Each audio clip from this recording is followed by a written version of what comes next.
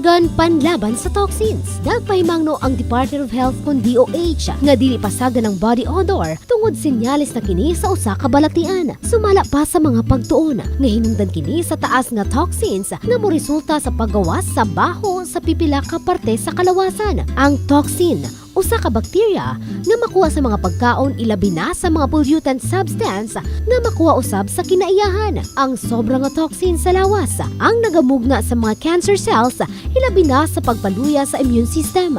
Rason nga daling matakbuyan sa mga sakit-sakit. Matud pa sa mga eksperto nga ang Tarragon ang adunay detoxification effects nga makatabang sa pagpakgang sa mga waste toxins ug nagapareduce kini sa development sa mga mikrobyo nga makapawala sa baho sa kalawasan. Tambag karon sa mga eksperto nga moinom og mga suplementong herbal nga adunay sangkap nga Tarragon aron nga malikayan ang nasangpit nga balatian.